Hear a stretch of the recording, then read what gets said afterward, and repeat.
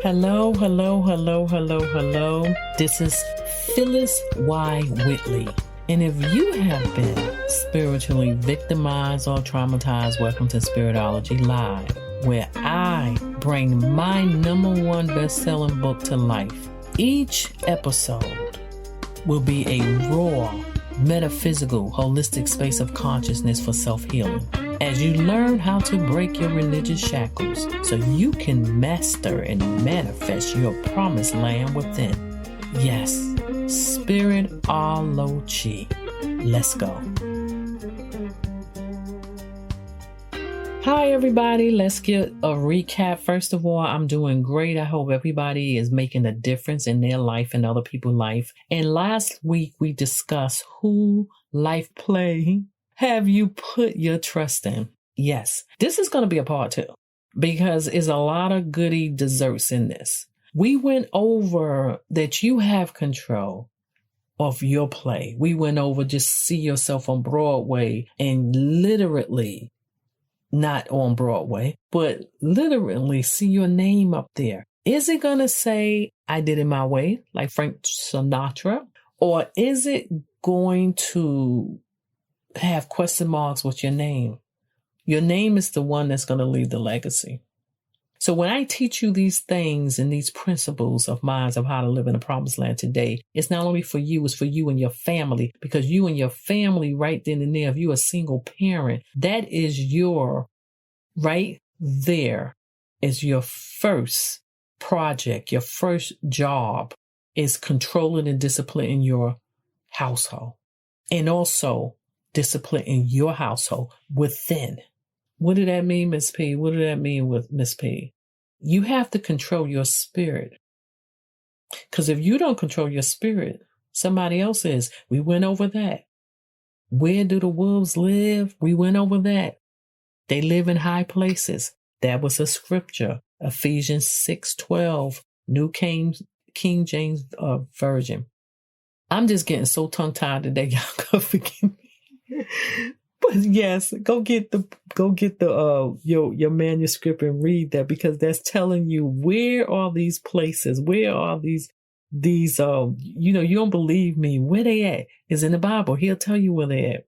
So we went over that and we talked about a couple stuff of who are you letting get in your ear gate and your eye gate. It's certain industries out there that literally plays that part of your life if you allow it to.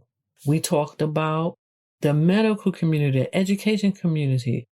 So right now, we're just going to go ahead. If you haven't heard it, go back and listen to it and then turn this back on. Okay? So now what we're going to do, I'm going to come off the script when I was saying, and I'm just going to go ahead and start rolling, because sometimes you have to do that because God has another way. So I just thank God right now because he's leading me another way. I'm going to go straight to one of the biggest things that a lot of people don't realize. And that shackle spirit is in many industries.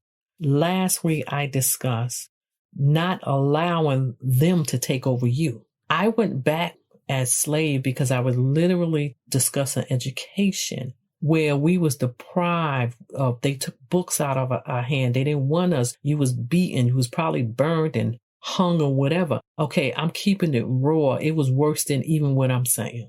With that being said, you didn't walk around, or slave didn't walk around with a book in their hand. But yet some slave knew how powerful education was, powerful the word was, that they literally still went and learned it. How did they learn it? The young kids learned it by playing with their master kids, and they learned what they could. Some of them probably hid the materials that they had back then. Whatever way it is, go learn your history. I'm telling you, you'll never see life the same when you know where you came from. Then you can literally enjoy and reap the benefit of your future. Because then you realize that your ancestors fought so hard for you to get education, even to vote. I don't want to go there, but other words, what I'm saying, let's keep it plain. All of these places that the strongholds hang out in high places is a form of a system that's for you to stay down, stay in poverty, stay ignorant. And this can be anyone who don't fit in or look like what society tells you you're supposed to look like. Hello? We're going to cover one thing. With the education department, your living room or your house should have a library. Well, I know you say, well, Miss P, everything is online, whatever. That's beautiful, but go get some books. Look at the books. Let people come in your house and see that you got a mind and you use it. You don't want to stay idle. And we talked about that. Napoleon Hill's have a beautiful book out about outwitting the devil. Very, very, you can listen to it on YouTube, but it literally went deep and it really gave you some ideas, or literally just made you say, wow, how can I come out of this? You don't want your mind to stay idle, but you don't want your kid's mind to be confused. And this is one of the reasons that it is so much chaos in people's homes with kids, because they don't know who they are. And I said it, yes, I said it last week. I am not telling you how to control your world and your life, but I am saying kids should not be having problems and getting depressed all the time over the worries of the world. That is not for them. As a parent, your children should be busy minding their self, their own business of what education I'm going to do, where I'm going to go tour with, even in the future, when I get into middle school, when I get into high school, when I get into college. Oh, they not college material? That's fine. You can turn around and you can specialize in something. They got to specialize in something. Don't leave them in idle. And you know why y'all do it? Because a lot of y'all parents are idle. I know, because I have consultations every month with people who they get mad at me because they don't want to do nothing. I don't want to do that. And I didn't do that. And I don't want to do that. You know, I don't even know what to say. You'll be surprised how many grown people don't want to go in the kitchen and learn how to make an egg.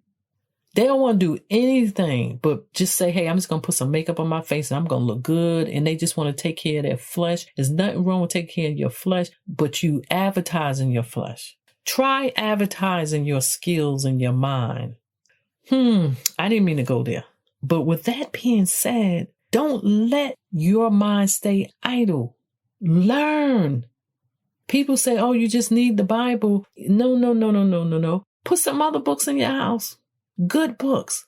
But the number one is going to be that Bible. And the people who say that never even picked up the Bible and read it. I'm not even going to go there. We're not going to go there. But you know where we're going to go?